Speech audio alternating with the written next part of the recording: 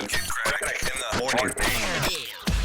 Hey, it's Kellie Rasberry with your Showbiz Top 5 for Monday. It is March the 29th. Now, she's 7 months pregnant, and she's a brand new bride. Bethany Frankel, the Real Housewife of New York, finally married her businessman boyfriend, Jason Hoppy, last night at the Four Seasons in Manhattan. There were only 2 other Real Housewives from New York there, and that would be Alex and Ramona.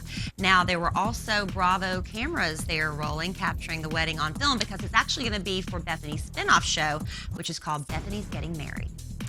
Now, when asked what Vienna said to him after his first performance on Dancing with the Stars, Jake Pavelka said, "I love you." Isn't he disgustingly aggravating at this point? I can't even stand him anymore. But here's another really annoying fact about Jake the Bachelor. He has now hired a PR firm, the same firm that represents Sylvester Stallone, John Travolta, Bruce Willis, to represent him, because now he's hoping to turn this 15 minutes of fame into a full-fledged acting career. Good luck with that, Jake the Bachelor.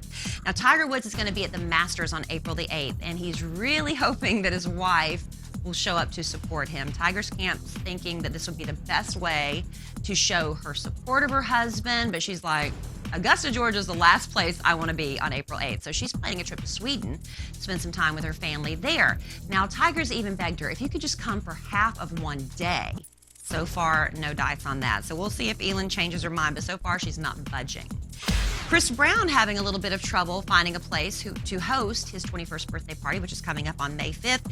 He's been checking out clubs in New York, Miami, Las Vegas. So far, everybody's just shutting the door in his face because they don't want to ruin any relationship they have or any potential relationship they might have with Rihanna. And so now Chris is turning to private homes, private restaurants to see if he can book something, because 21's a big deal, even for people that abuse girlfriends they previously dated, right? Jesse James, so flagrant in his affair, at least with mistress number 2, that he had a custom-made jacket for this woman, Melissa Smith, and across the back he had stitched Jesse's Girl. How obnoxious is that? She says she wears this jacket all the time. This is the one that he picked up off of MySpace and invited her out to visit him at his West Coast chopper shop, and the day they met, they were getting busy in his office.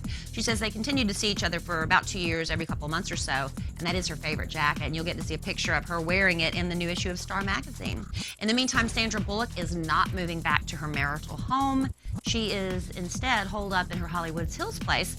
She actually bought it right before she married Jesse several years ago and never got rid of the place because she just loves it so much. In fact, she would retreat there. You know, when she needed a little private time, she'd just go hang out there. So I guess it's a good deal, a good thing she didn't sell it, because now that's where she's been hanging out ever since she returned back to LA from her brief trip to Austin right after news of the affairs broke.